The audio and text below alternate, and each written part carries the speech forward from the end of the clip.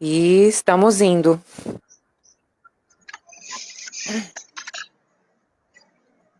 Embora. Senhora. Vai ser massa, Sim. gente. Já iniciamos, Já né? tá, né? Já tá. Sim, vamos esperar o pessoal começar a entrar, começar a avisar aqui que a gente já está ao vivo. Tá certo. Fechou.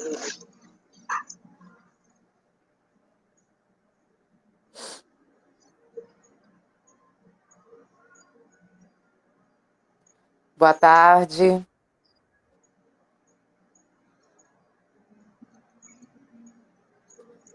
A nossa live de quarta hoje é na sexta e à tarde.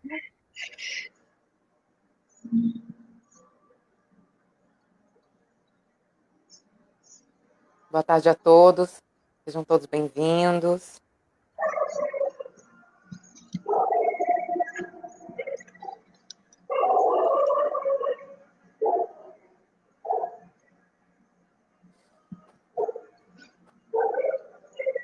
Então, acho que a gente pode dar início, né? A nosso bate-papo de hoje. Como eu disse, a nossa live de quarta hoje está sendo na sexta, né? Na quarta-feira a gente teve alguns problemas técnicos, então, mas não podíamos deixar de ter essa conversa, né? Um tema muito importante, de extrema relevância. E assim, eu sou muito grata, né? é, por vocês terem aceitado o convite, né? Duas manas poderosas, maravilhosas, né? Representativas. E assim, muito importante para que a gente possa ter essa conversa. Eu sou Letícia Garcês, sou pré-candidata a vereadora aqui pela cidade de Goiás, estou graduanda em Direito aqui pela Universidade Federal de Goiás, e hoje o tema da nossa live é educação e as relações étnico-raciais. A gente vai conversar com essas manas maravilhosas, eu vou dar oportunidade para que vocês se apresentem, e está com a palavra a Lara, logo depois a Sara. Certinho. Então, boa tarde, gente. Boa tarde, menina. Primeiro agradecer, né, a Letícia pelo espaço de fala. Acho que é muito importante, principalmente nesse momento, assim, de que a gente está tendo uma visibilidade muito grande quanto à luta antirracista. É claro que a gente está, né, batendo nessa tecla há muito tempo, mas é importante que a gente tenha esse espaço de fala para aprender e compartilhar o nosso conhecimento para que não fique só no senso comum, né?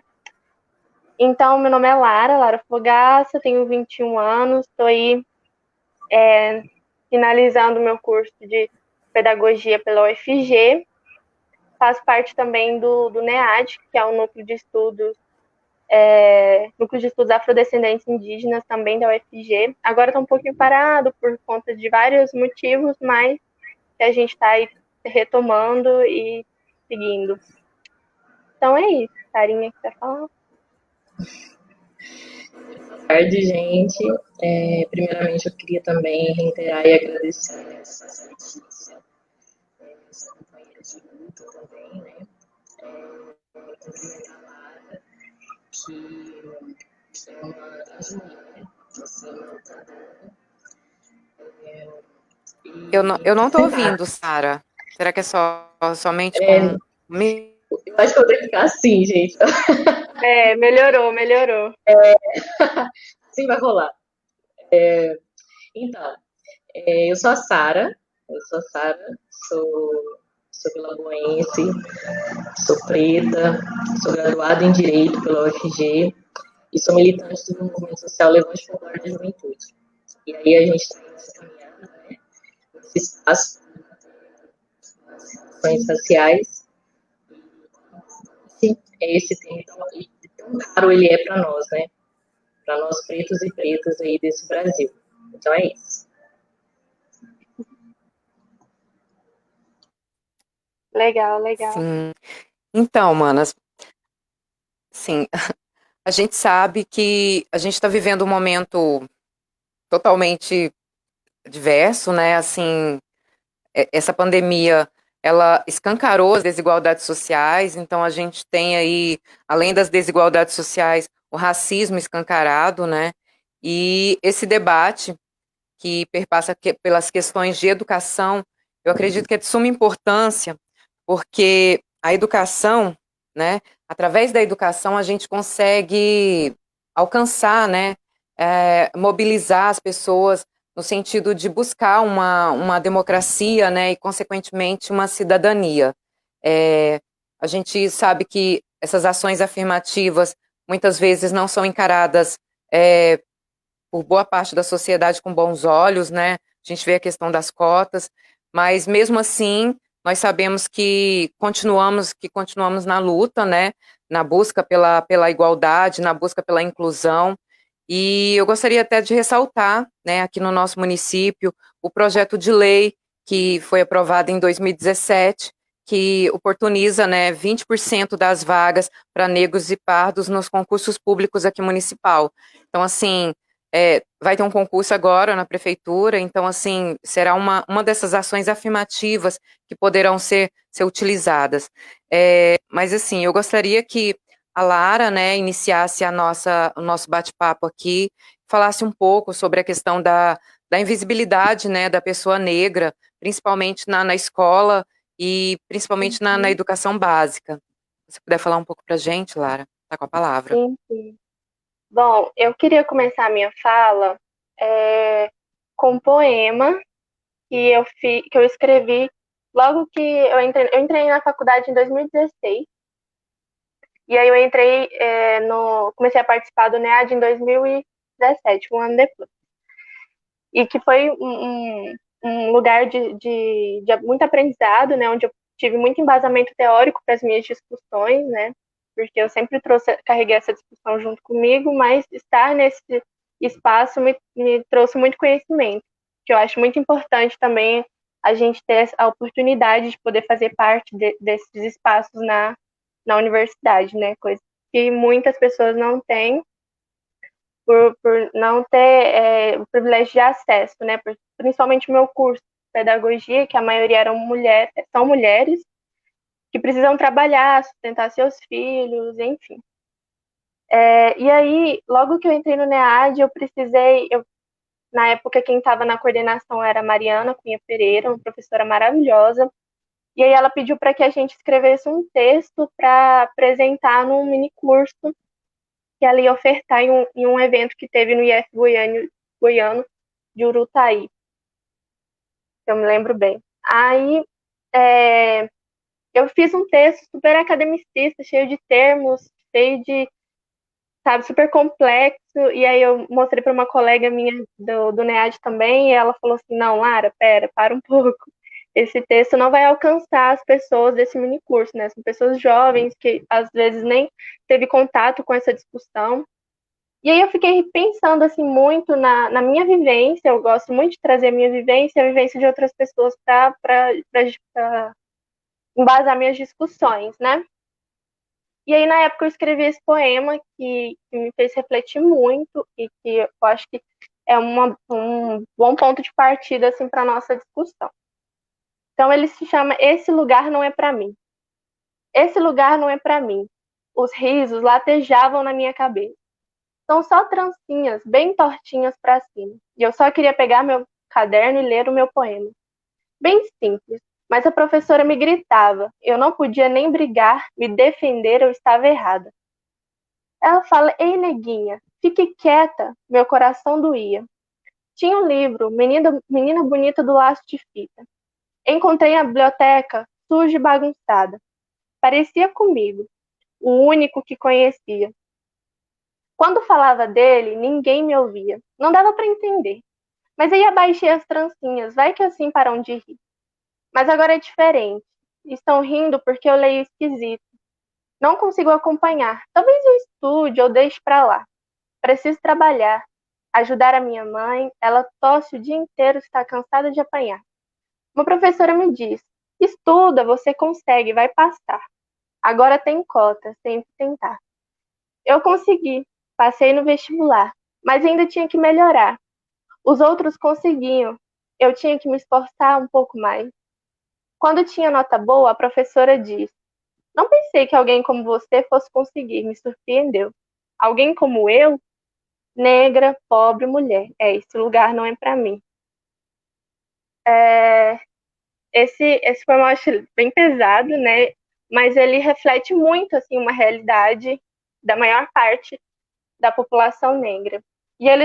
Esse poema traz muito essa discussão da invisibilidade mesmo do ser negro no processo educacional como um todo, não só na educação básica, mas eu vou trazer mais esse ponto. Então, essa invisibilidade, ela parte disso, né? De um apagamento do ser negro, né? Da sua origem, da sua história, do que ele não ter a nossa história contada, né? No nosso ponto de vista, no nosso de um outro lado, né? Sempre contado de uma forma muito eurocêntrica, das grandes navegações, da princesa Isabel, né, que libertou os negros, e a gente não conhece, não sabe, não estuda os outros lados, não tem contato com isso. Então, a invisibilidade, ela não está numa coisa assim de estar invisível, de não ver, né, numa coisa, né, mágica, não tem a ver com isso. A invisibilidade é parte de uma discussão política mesmo, né, desse apagamento histórico, social, de não fazer parte, de não se ver, por exemplo, nos livros didáticos, de não se ver na televisão, de não se ver nos espaços, para além de representatividade, né, mas como um compromisso político mesmo e social. Então, essa invisibilidade, ela acontece porque o racismo, ele existe. E aí a gente começa a partir para o ponto de que o racismo é uma estrutura por conta disso, né? O racismo, ele não está só num confronto direto, né? Eu falar algo para alguém e ser racista, mas está em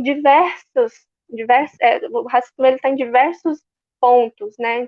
E é por isso que é tão complexo, é sistêmico, é estruturante. Então a gente tem que entender isso. E aí eu recomendo para todo mundo ler o livro do Silvio Almeida, Racismo Estrutural. E aí ele discute muito isso, né? E o racismo, ele está na nossa subjetividade, na individualidade, sim, mas ele também está nas instituições, ele está na sociedade, ele está na parte jurídica. E a gente pensar que o racismo é estrutural não faz com que a gente deva pensar assim, é uma estrutura, então deixa para lá, né? O que a gente vai fazer? A gente não deve pensar assim, Sim. né? Tipo, o racismo a gente tem que pensar que o racismo é estrutura exatamente para que a gente pense em estratégicas de desmonte do racismo, né? Então, e aí ele traz muito isso, que para além da gente punir as pessoas, quem discrimina, a gente encontrar formas de desconstrução do racismo. Sim, E aí, Clara, e eu vou o que você empolgando, acha, gente. assim, dessa... Não, tudo bem. A gente sabe que o racismo é estrutural, né? Tem toda uma estrutura, né? E ela é fortalecida por vários pilares aí, que o capitalismo é um dos seus pilares. Mas a questão do racismo, você acha que o racismo se aprende? Que a gente aprende o racismo? Exatamente. É exatamente porque o racismo é estrutural que a gente tem que entender isso, né? Eu vou dar um exemplo. Quando eu estava no estágio, participando do estágio no Tribunal de Justiça. E aí eu estava trabalhando, atuando como professora, e um aluno meu, de 5 anos, 5 ou 6 anos, eu já estava na turma tinha um tempo, e esse aluno meu, não branco, ele disse para mim que eu não era bonita, né? Que eu não era bonita porque eu tinha essa cor e esse cabelo, então eu não era bonita. A gente estava numa discussão e ele acabou soltando essa frase. Uma criança de 5 anos disse que eu não sou bonita por conta da minha cor e do meu cabelo. Na hora bate o desespero, né? Falei, uma criança de 5 anos falando isso, mas a gente tem que colocar o pé no chão e entender que essa fala veio de algum lugar, né? Não é à toa. E aí que a gente entende que racismo, ele aprende. racismo ele tá na TV, racismo ele tá nas mídias sociais, racismo tá na minha família, o racismo tá em todo lugar. E isso acontece por quê? Porque a gente ainda tem uma forma muito colonial ainda de se relacionar, né? Que a gente fala do colonialismo ainda está muito presente nas nossas relações, né? E aí é uma coisa que uma autora que eu gosto muito, outra indicação de leitura importantíssima, que é a Bell Hooks. Eu sou apaixonada nessa escritora, assim, tomo ela como direcionamento assim, para muitas discussões minhas. E ela fala exatamente isso, que a gente tem uma forma muito colonial ainda de se relacionar e que a gente deve desaprender, né? Isso. Deve descolonizar o nosso pensamento. E ela fala que isso só vai acontecer depois que houver uma revolução nos nossos valores, nas nossas formas de pensar, nas nossas formas de agir. Então ela fala que principalmente os professores eles devem desaprender o racismo e isso possibilita criar, ela usa essa frase, criar uma experiência democrática de aprendizado, né? E aí é uma coisa que eu acho muito importante, porque a partir disso, de repensar, de questionar, a gente cria uma reconstrução assim, da existência do ser negro, né? A gente, como ela disse mesmo, a gente revoluciona nossos valores, a gente muda as nossas formas de pensar, isso é muito importante. E Em, aí, ah,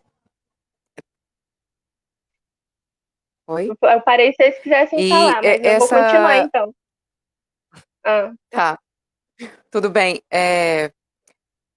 Repensar os valores, né? Essa importância de repensar os valores. Perpassa numa conscientização, e aí novamente a gente volta para a questão da educação, né? A gente tem que educar as pessoas, né? Para exato, não serem racistas, não serem preconceituosas, né? Então, assim, necessitamos então de uma revolução de valores, né? Em toda a sociedade. Pode exato. continuar. E, e aí que ela fala, né, sobre os professores desaprenderem isso para que consiga criar consiga possibilitar que isso aconteça na sala de aula, por exemplo, né? Porque assim, se eu como professora, eu me conscientizo disso, eu tomo isso para mim, isso independe se eu sou negra, se eu não sou negra, se eu sou engajada na luta antirracista, isso independe. Eu acho que isso é um compromisso político, social, né, de todos nós e principalmente dos professores, né, pensando nisso, né, do racismo na educação. Então, os professores têm que se atentar muito a isso. Na minha sala, é, como é minha sala, eu tenho uma diversidade enorme aqui de alunos, então eu tenho que me propor ouvi-los, né, tenho que me propor, a Bell Hooks fala muito isso, que a gente tem que perceber quem são os meus alunos, a diversidade dos meus alunos e essa diversidade não caindo num discurso romântico de Brasil miscigenado, nananã, não disso, mas perceber a diversidade social, cultural, política que eu tenho na minha sala, na minha instituição, e o que eu posso fazer a partir disso, né? Então, é ouvir, é debater, porque um aluno negro, o meu aluno negro, ele sabe que ele sofre racismo, ele sabe qual que é a realidade dele. A diferença é quando eu percebo isso, eu trago isso para a minha sala de aula, eu contextualizo isso, eu complexifico esse pensamento desse aluno e possibilito que ele crie estratégias de luta mesmo contra a realidade do racismo. Então, acho que isso é importante. Se vocês quiserem falar alguma coisa. Sim, então a gente vê aí que, além dessa necessidade de conscientizar a sociedade, né, a gente perpassa por essa formação de professores, né, professores com essa Exato. consciência, né, com esse Uhum. entendimento, né, da relevância e da importância do tema, né, para que a gente tenha uma sociedade mais justa, igualitária, né. Eu não vejo Exato. como utopia, eu vejo como uma coisa que é possível sim, sabe, mas que demanda muito ação, né? Acho que não podemos ficar apenas no discurso, vamos dizer assim, mas eu acho que demanda ações, né? Demanda decisões, vamos dizer assim, que as Exato. pessoas não só reconheçam, né, o racismo, não só reconheçam toda a problemática relacionada ao racismo, né, a exclusão das pessoas negras, a criminalização do negro, né, mas assim, que as pessoas possam tomar atitudes, né, atitudes e ações que mudem essa perspectiva, né, e acho que a gente pode, assim, pensar de que formas que cada uma de nós pode estar fazendo isso, de que forma que a gente pode estar ajudando, né, a mudar Exato. essa realidade, né? É nesse Exato. sentido. É isso mesmo. E a gente também não pode cair porque eu estou falando muito na ação do professor, né? Mas não cair na visão de que a responsabilidade seja só do professor, né? Acho que como eu falei, uma consciência de todos e política.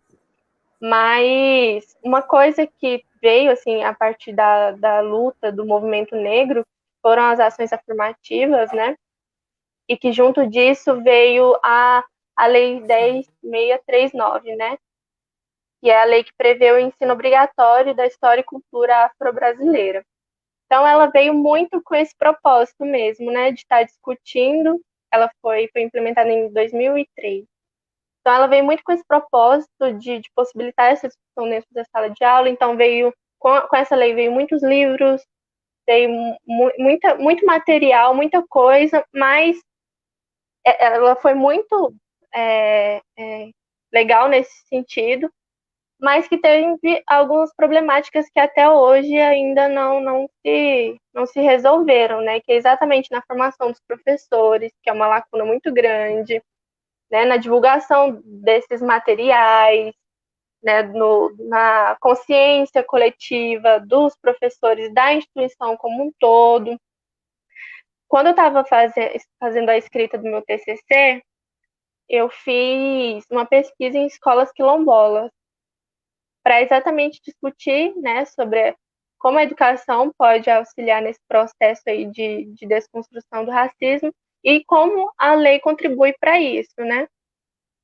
Então, eu fui em algumas escolas quilombolas aqui, próximo a Goiânia mesmo, em Aparecida, e fui na comunidade quilombola Serra das Areias, Jardim Cascata, e aí consegui conversar com algumas professoras, né? E aí todas elas trouxeram a mesma fala, no sentido de nós não tivemos formação, nós temos que correr atrás disso, não temos, porque são comunidades muito distantes, né? Então elas não têm contato, elas precisam estar sempre buscando conhecimento, se informando, porque isso não chega até elas. E aí eu lembro que numa das visitas que eu fiz e conversando com uma coordenadora, ela falou isso para mim, né? E eu, com o meu discurso meio academicista, né, falei assim, nossa, na minha faculdade tem muitas essas discussões, lá a gente tem um núcleo de estudos que pode ajudar vocês nesse sentido, falando isso, e ela só me respondeu assim, mas é muito longe, né? E eu fiquei, eita, real, é muito longe, eu demorei quase 2 horas para chegar na comunidade. Então, essas pessoas, nessa realidade que elas estão, né, essas professoras, já tendo uma carga de trabalho muito extensa, muito grande, e ainda ter que se deslocar dessa forma para poder, né, adquirir conhecimento, é realmente muito complicado. Então, eu fiquei pensando também como a universidade deve chegar até essas pessoas, né? Deve se expandir para além da academia, para que a gente expanda essas nossas discussões e que elas se concretizem também, né? Sim. Sim. É Muito uma. importante, Clara. Pode passar. Não, eu ia falar exatamente sobre isso, assim, não é uma responsabilidade exclusiva do professor, né? Existe uma sociedade racista aí atrás, e existe traz disso também vários, na educação em si, o papel não é exclusivamente do professor. Então, tem uma educação familiar, tem uma educação social, né, tipo, do meio em que a criança vive, né, isso falando da educação básica.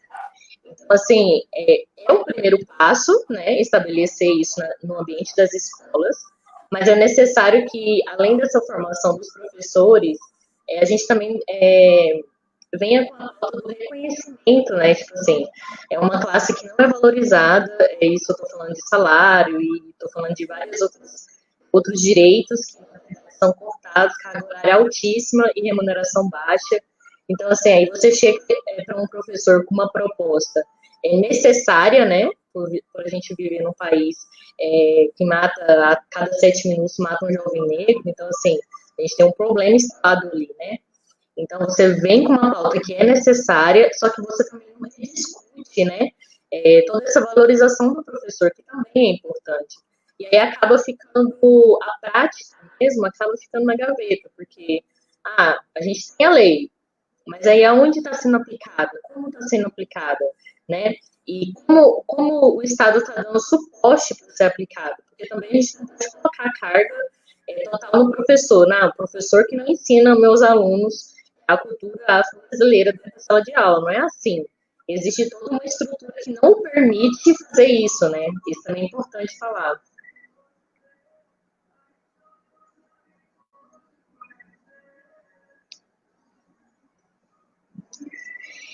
E aí, eu acho que refletir também essa discussão é refletir o acesso dessa criança, né, que teve na educação básica, sempre o não pertencimento. Então, assim, eu falo por mim mesma. Tem uma música que fala isso, assim, que a Lara estava falando mais cedo.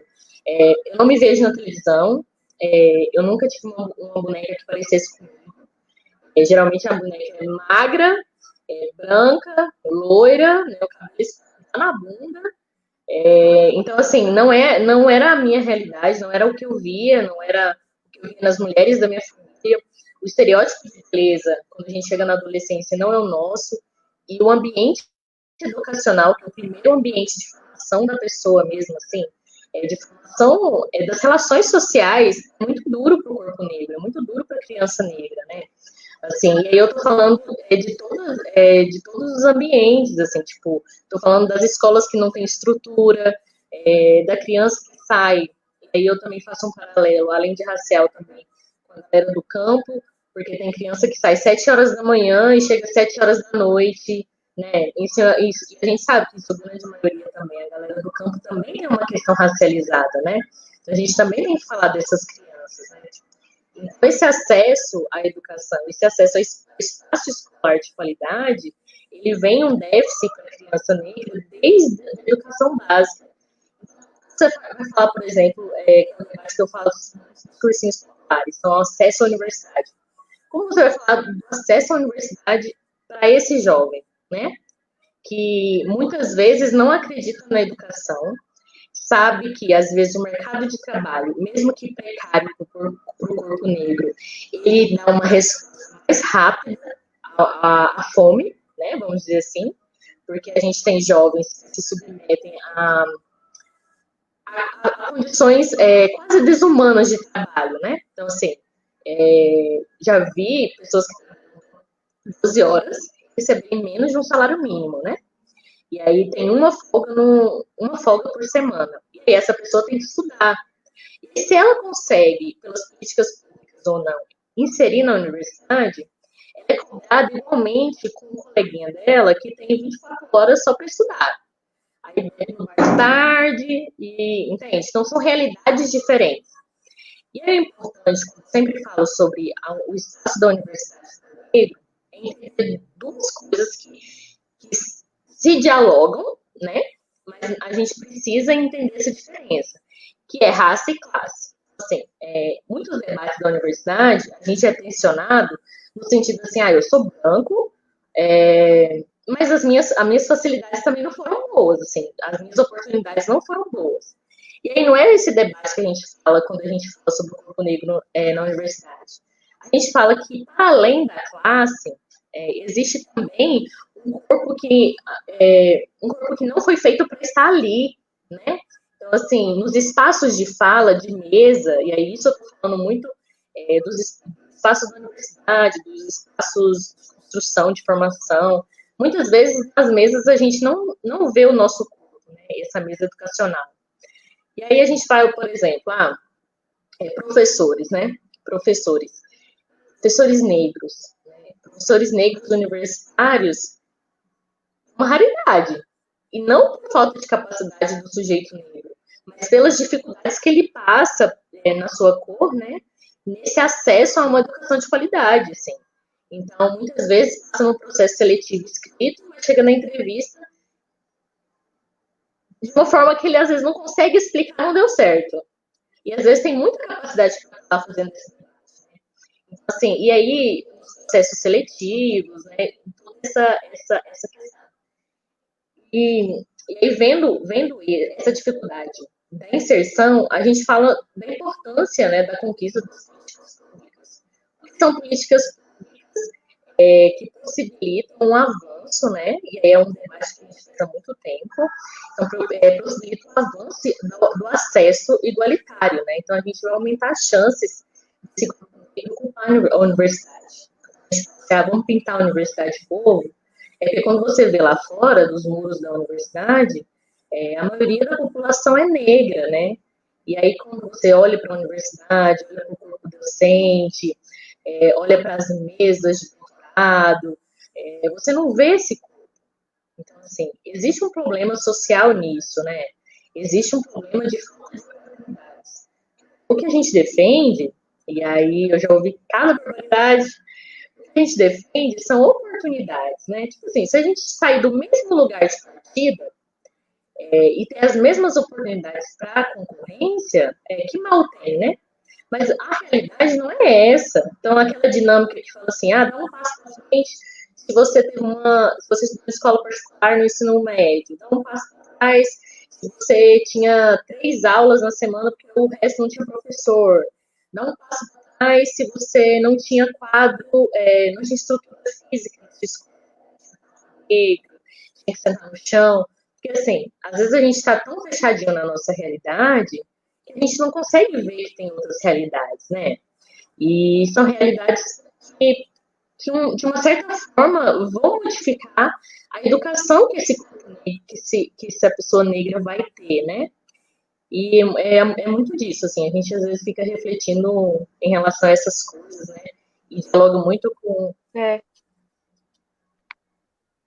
E aí a gente traz também uma discussão que, além disso, né, do se inserir na universidade, a sua fala traz muita discussão do permanecer também, né? Então, se eu não tenho uma representatividade negra no meu espaço, quanto às minhas leituras, quanto os meus professores, quanto um espaço que não permite que... Porque eu tenho que trabalhar, estudar e manter a minha família e tudo. Então, tudo isso interfere para uma permanência bem precária na universidade, né? Então, só esse comentário que eu queria trazer também. E aí, que é o que a gente fala que a Berro fala também, do colonizar os nossos currículos também, né? Não só as nossas formas de pensar, mas os nossos currículos, no sentido de proporcionar que pessoas negras entrem mais em contato com essas discussões, né? Que tenham mais professores negros, que tenham mais leituras de pessoas negras, que a gente não vê na nossa universidade, que isso é essencial também para a nossa permanência, além de uma assistência econômica, financeira e política e por aí vai. Só um comentário mesmo. Né, assim. Sim, Manas, muito bom mesmo. Eu só queria ressaltar essa questão da permanência, né? Manas, eu tenho que abrir aqui a casa, só um minutinho. Podem continuar. Tá. Não, tranquilo. Então, assim, eu acho que eu ia falar também um pouquinho sobre um termo que a Sueli trabalha, que é biopoder, assim. que é o fato de deixar ou não viver, né? E aí isso é não só a vida negra, mas isso também é a cultura, né? Isso também o ser negro, que vem dessa complexidade, né? Então, assim, a gente está falando de vidas, mas a gente também está falando de qualidade de vida, né? Então, o negro na educação, ele quer acesso à educação de qualidade, ele quer entrar, permanecer, sair da universidade, ele quer um trabalho digno, né? Ele quer oportunidades, ele quer acesso à cultura, a teatro. Então, assim, são coisas tão básicas que às vezes a gente até se para pensar assim, gente, mas isso é uma garantia básica de todas as pessoas, né? E é tão difícil pra gente, assim, qual foi a primeira vez que você teve a oportunidade de ir no cinema, sabe? Parece que é tão básico, mas o corpo negro é tão, na realidade, ele não ter participado desse momento, ele não ter tido uma peça teatral, ele não ter sido no teatro da escolinha um personagem importante, ele foi a árvore, ele foi qualquer outra coisa, mas não o personagem da sua própria história, né? E aí isso remete a isso que a gente fala, né, sobre o racismo que está estrutural na nossa sociedade. Ele é o racismo institucional, ele é o racismo que passa por nossas estruturas mesmo, né, estruturante. Por isso que é tão necessário a gente fazer esse debate, né, principalmente quando a gente vai falar de educação, assim, porque a educação é a base de todas as nossas áreas, né, educação é a nossa formação, né, então, assim, de você fazer esse recorte e pensar a educação brasileira de uma forma racializada, porque se a gente não começar a pensar a educação brasileira de uma forma racializada, a gente vai perpetuar o genocídio da população negra, assim. E é isso que a Sueli fala. Às vezes, não é só pela ação, mas também pela omissão. Então, o Estado e nós, sociedade, temos a opção de deixar o negro viver e deixar o negro morrer. Então, assim, se não for pela ação, vai ser pela omissão. E esse recorte na educação é super necessário justamente por isso, assim. Sem uma atitude antirracista, não adianta você falar para mim que você não é racista, né? As coisas não dialogam. Então, assim, Angela Davis falava isso, né? E a gente traz isso para nossa realidade. Não adianta eu falar no bonitinho, quem é racista? Não, não sou. Mas vejo uma pessoa negra no escuro de um beco, né? Vai me roubar certeza. Ou quando eu vou selecionar para minha empresa um currículo, mesmo que o negro fale inglês fluente, tenha um currículo melhor, ele não tem aparência da minha empresa, né? Ele não vai representar esteticamente a minha empresa. Então, assim, mas eu não sou racista. Eu nunca escravizei ninguém, nunca bati em um corpo negro, eu não sou racista. Mas eu não estou deixando esse corpo negro viver, né? Igual a gente comentou antes da live comentar, né? Que pensar no privilégio branco, né? Igual você discutiu isso, né? O branco reconhecer quais são os seus privilégios e o que ele pode fazer com esses privilégios, né? Na prática mesmo. Então, se eu estou no meu privilégio branco de ser o patrão, então vamos ver, né? Vamos trazer mais negros para minha equipe, né? Ou vamos escutar mais artistas, possibilitar ver mais artistas negros, escutar artistas negros. Então, o que fazer a partir disso, né? Entender que está numa posição de privilégio, de que não tem um certo lugar de fala, mas que pode usar o seu privilégio para uma luta antirracista, né? É isso que a gente sempre tenta deixar bem para que a gente consiga evoluir na nossa discussão, né? Para que não seja só o preto lutando e querendo seus espaços, mas a gente precisa de uma consciência coletiva, de todo mundo. E é isso. Sim, porque essa luta, Lara, do povo negro, sim, mas eu acho que essa luta é de todos, sabe? Porque essa luta por igualdade, né? Por essa igualdade, ela tem que ser uma luta de todos. Todos nós temos que para que todos tenham os eu não mesmos sei direitos, se para todos tenham as vocês, mesmas mas condições. E Letícia, seu áudio está travando um pouco. Não sei se está para você também, Sara. vocês conseguiram ouvir? Agora melhorou, melhorou. Sim, como eu estava dizendo, essa questão, né, de o que fazer o que fazer para poder participar da luta antirracista, né? Essa questão da empresa mesmo. A gente sabe muitas vezes que, às vezes, colegas de trabalho mesmo prefere culpar o colega ou até acusar de ter feito alguma coisa errada ou não ter feito corretamente aquele colega negro, né? Assim, sempre querer jogar tudo que é de errado, né, para essa pessoa. E eu acho que essa consciência, ela deve ser muito dolorosa para algumas pessoas, assim, né? Porque não é fácil admitir, né, que você está nesse privilégio, que você se aproveita disso. Então, assim, de uma certa forma, é doloroso, assim, a gente saber disso, né? Porque quando a gente não tem a consciência, é uma coisa. Mas quando você tem a consciência e sabe assim, nossa, eu podia ter feito diferente, né? E a partir do momento que a gente tem a consciência e atuar e lutar para que a gente possa fazer a diferença, fazer diferente, né? E acho que, acima de tudo, respeito, né? E igualdade, né? Eu acho que é a palavra-chave para a inclusão.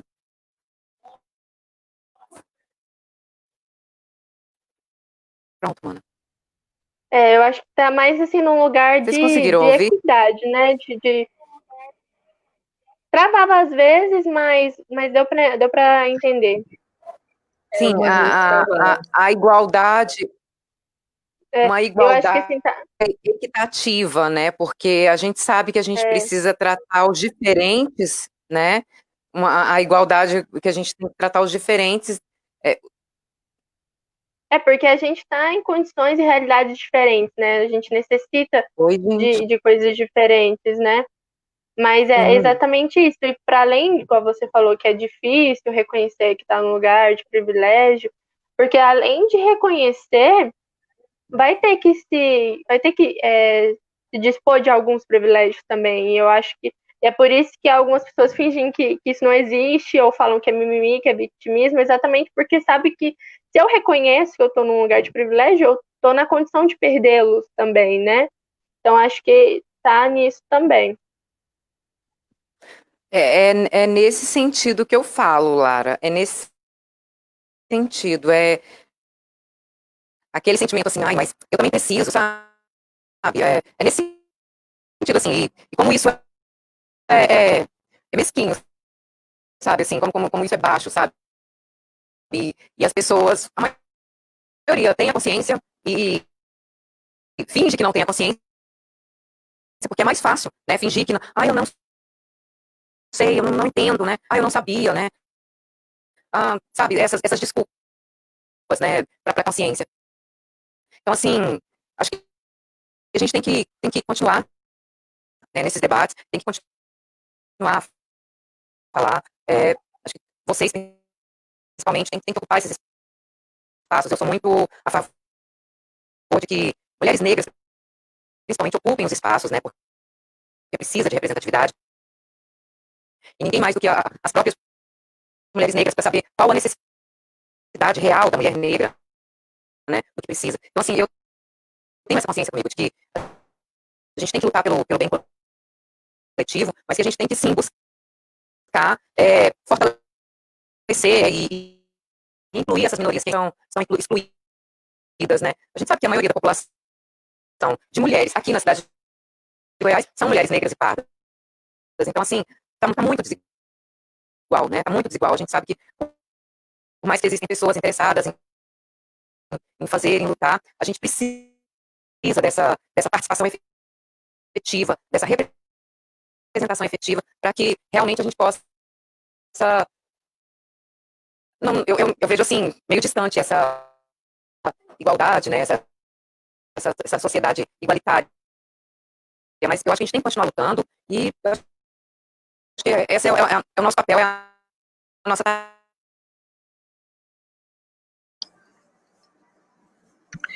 Eu acho que é isso, assim, até porque é uma tarefa coletiva, né? Então, tem uma música da Bia Ferreira, que é uma artista muito linda, maravilhosa. Acho que todo mundo deveria ouvir o som dela. Chama Bia Ferreira. Ela tem até uma música muito famosa que chama Cota Não É Esmola. E em uma das músicas dela, ela fala isso, assim, eu carrego o peso da minha ancestralidade e da minha história, né? E aí essa história é o quê? É a história de um povo negro que na sua terra original tinha reis, rainhas, foram tragos na condição de escravo, não escravos, né? Então foi um povo escravizado. E aí se sucumbiu a cultura, a religião, a humanidade do meu povo.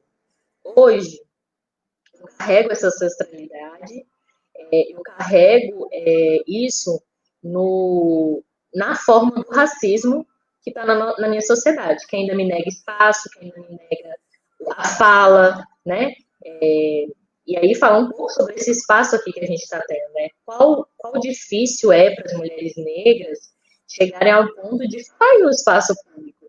E não é difícil por dificuldades particulares, não, é difícil por dificuldades históricas, né? Historicamente, o lugar de fala não era da mulher, e se você for fazer o recorte racial nesse lugar de fala, de falar em público, né, de poder dar a sua opinião, a mulher negra muito menos. Pessoa ela era considerada. E aí ela fala disso, né? Então, se eu carrego o peso da minha ancestralidade e sofro racismo, por que você, sujeito branco, não carrega também o peso dos seus antepassados? Você não precisa ter feito, né, nada para compreender que o privilégio que você tem hoje é fruto de um processo de escravidão, né? Em que os seus ancestrais. Então, ela fala nessa perspectiva, porque é coletivo. Se a gente fosse só fazer luta racial, só os negros, a gente não vai ter avanço. Jamila, no livro dela, fala que é lugar de fala, e aí a gente não está falando também, né? Que aí tem essas pessoas. A gente não está falando para o branco falar por nós, não. Não é assim. A gente está falando para o branco que ele tem um lugar na sociedade. E o lugar dele é o lugar de privilégio, é o lugar que as pessoas sempre remetem a coisas boas como do branco. E o nosso lugar não é esse lugar, é o não lugar. Então, assim, para fazer o nosso debate, eles também têm que começar a debater o lugar deles de privilégio, né? Refletir sobre isso. Quais ações no meu dia a dia, eu, sujeito branco, sei lá, de uma cidade do interior, posso abrir mão para poder avançar nessa questão e dar oportunidade a quem não teve. Porque também é isso, assim, a gente está refletindo e refletindo para tocar nas feridas mesmo. Se fosse para ser bonitinho, a gente não ia cobrar, a gente ia cobrar a dívida histórica de outro jeito, né? De outra forma. Então a gente nem está cobrando passar por tudo que a gente passou, né? Porque a gente compreende que é um retrocesso. Mas a gente está querendo cobrar as pessoas a refletirem o espaço que elas têm, né? A gente não vai esperar só o sujeito negro que tem a consciência política e social a fazer a luta antirracista. Não. A gente vai interpretar no nosso dia a dia quais ações efetivas a gente está fazendo para essa luta e contribuindo para essa luta. Porque, assim, é uma luta para mudança de sociedade, né? A gente não pode pensar que a gente vai lutar junto nas mesmas trincheiras contra o patriarcado, contra o capitalismo, e vai deixar o racismo para trás, entendeu? Não tem como. São lutas interseccionais também. Então, se o meu companheiro ou companheira de luta social é contra o capitalismo, ele precisa ser contra o machismo, ele precisa ser contra o racismo. Porque senão a gente não avança, né? Então, assim, é nessa perspectiva de avançar mesmo no debate. E a educação passa por tudo isso, né? A educação é a base disso, é o que nos faz ser seres humanos, né? Tipo assim, a gente tem a educação familiar, aí ela vai ampliando, né? Então a gente vai para a sociedade, para o meio social. A gente tem a educação escolar, a gente tem a Sim. educação, continua tendo a educação social. Então, se a gente não debate isso no básico do básico, que é a educação, que é mostrar para essa, desde criança, para essa criança negra, a valorização dos seus traços, né? Contar a história verdadeira para ela, não só essa história de dor, mas essa história linda que temos também, né? Acho que, assim, a história de dor a gente já decorou, sabe? A gente já sabe essa história. A gente está querendo agora aprender a nossa história de rainhas e reis, né? De lutadores, essa história que a gente está querendo saber. A gente está querendo saber que hoje a capoeira, né, essas expressões culturais, o samba, ele veio de nós também, né? Muito da comida brasileira tem da nossa origem. Então, é essas coisas bonitas também que a gente quer saber, né? E perpetuar, né? E essa sua fala, Sara, me fez lembrar algo que eu vivenciei no processo meu de escrita do TCC, que foi quando eu fui escrever sobre as comunidades quilombolas, né? Porque eu fiz uma pesquisa com as escolas quilombolas e aí eu pesquisei um pouquinho mais a fundo também sobre a formação das comunidades quilombolas. Então a gente tem a gente aprende na escola o quê? Que as comunidades quilombolas se formaram porque os negros escravizados queriam sair daquela situação precária e de tortura, enfim, e fugiam e criaram essas comunidades como refúgio e como um local de luta mesmo, né? Não deixa de estar errado, né? Mas eu fui pesquisando, e aí tem um escritor que eu acho que a Sara deve conhecer, que é o Kabengele Munanga. Não sei se eu estou pronunciando certinho o nome dele, mas ele é incrível, incrível. Os textos, os livros dele são incríveis. E aí ele fala sobre isso, que as comunidades quilombolas que existem no Brasil, provavelmente elas têm raízes dos povos Bantu, que eram povos que criavam essas comunidades. Eu tenho até aqui, eu olhei aqui rapidinho, eu tenho um trechinho que ele fala sobre isso. Que essas comunidades, eles tinham a função, né, nessa época, nesses povos Bantu, lá, né, nos antepassados, de criar, de formar guerrilheiros, né? Eu tenho aqui, eu vou trazer aqui para vocês, ó. Denominações para conjuntos de negros que, contrários e revolta à condição escravocrata a qual viviam, juntaram-se como resistência e luta. Então, eles tinham a origem dos povos Bantu e eles as comunidades quilombolas eram feitas para iniciação de guerreiros, para a força militar. Então, a gente não sabe, não conhece na nossa escola de qual é a origem dessas comunidades, né? Então, os negros que, né, forçados a trabalharem como escravos aqui, eles já tinham traziam já essa cultura, né, dos povos Bantu e já conheciam essas comunidades como forma de luta, de resistência, e foi assim que elas se criaram aqui no Brasil. E a gente não sabe disso, né? A gente não conhece isso, não sabe que tem uma história por trás, que eram guerrilheiros, né? Eram para treinamento que se criavam essas comunidades. Então, eu acho que é muito importante isso mesmo, da gente conhecer de verdade a nossa história, de onde a gente vem, como a gente se formou, e não parar ali na escravidão. Se a gente for perguntar, assim, a maioria das pessoas sobre a nossa história, né, sobre a história do povo negro, as pessoas só conseguem falar isso, a escravidão, o processo de escravidão, um processo muito sofrido, muito difícil. Então é daí que a gente tem que partir também, né, quando se trata do processo educacional. E aí eu queria também Sim, comentar uma outra... Lara. Você quer falar, Letícia? Só para agregar, eu acho assim que é muito importante que a gente consiga diferenciar alguns conceitos, né? Por exemplo, inclusão social de exclusividade ou de privilégio social, né?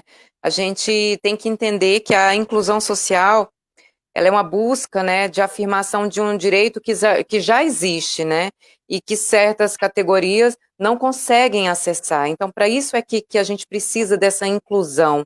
A inclusão não é mais um privilégio, não é ceder um privilégio para outra pessoa, não, é uma de É se direito, alcançar né? uma justiça, né? Sim, são direitos que já existem para todos, mas que a gente sabe que nem todos alcançam, e principalmente os negros, a população negra, não, não alcança a maioria dos direitos humanos ou dos direitos sociais. Então, assim, a inclusão social, ela é isso. É essa oportunidade de que a população negra, principalmente, possa ter esse direito, né? Mesmo que não queira, mas ter o direito, né? Poder usar ou não o direito. É nesse sentido que eu queria só esclarecer essa questão da inclusão social. E eu só queria dizer, meninas, que temos 5 minutos, mas pode continuar.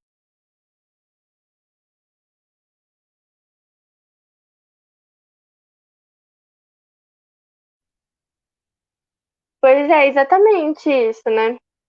É um direito, e aí é o que traz a discussão também do que eu tinha mencionado no início, do Silvio Almeida, que ele fala para a gente deixar de ser uma. Ele usa essa frase, eu anotei ela aqui, que eu gosto muito. Para deixar de ser uma máquina produtora da desigualdade racial, a gente tem que reconhecer que não basta só uma responsabilização jurídica, né? Porque uma conquista nossa do movimento negro foi a criminalização do racismo, né? E isso foi muito importante para a gente, além das ações afirmativas também. Só que, para além disso, a gente. Porque existe a responsabilização jurídica, mas ela não é efetiva, ela não acontece, ainda tem corpos negros morrendo, ainda não acontece essa inclusão, né, Letícia, que a gente estava falando. Então, vários fatores. Por que que isso ainda não acontece, né? Por que que a gente já tem uma lei que criminaliza, a gente já tem ações afirmativas, por que que ainda corpos negros continuam morrendo, né? Por que que o negro não consegue permanecer na universidade? Por que que não tem o acesso à nossa história, à nossa cultura, né? Por que que a gente ainda é tão marginalizado, discriminado? Por que que eu não tenho acesso a leituras, é, a escritores negros? A gente está começando a ter agora, né? Porque a gente está, né, muito forte, assim, compartilhando e discutindo. Mas se a gente for pensar mesmo na nossa universidade, a gente ainda não vê, né, nas nossas leituras obrigatórias, não tem uma disciplina no processo de formação, principalmente do professor, não tem uma disciplina para discutir, pelo menos na realidade da minha universidade, né, as disciplinas ainda não são obrigatórias para discutir relações étnico-raciais, né. Eu lembro que eu acho que eu vi no IFG que eles têm algumas disciplinas obrigatórias trazendo umas discussões de diversidade racial e de gênero, mas ainda não tá posto, né? Então, por que que a gente ainda não consegue ocupar esses espaços e a gente ainda passa por tudo isso? Porque o racismo, ele é um sistema, né? Ele é sistêmico.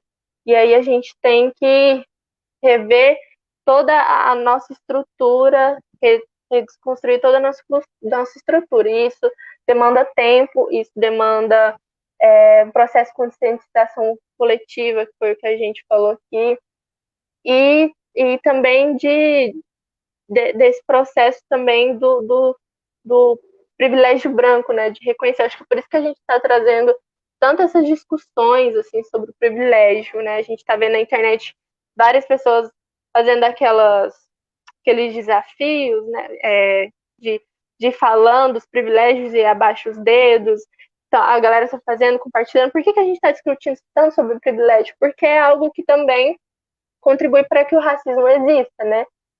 Então, a gente tem que reconhecer tudo isso para que a nossa luta seja efetiva, para que a nossa luta se concretize, né?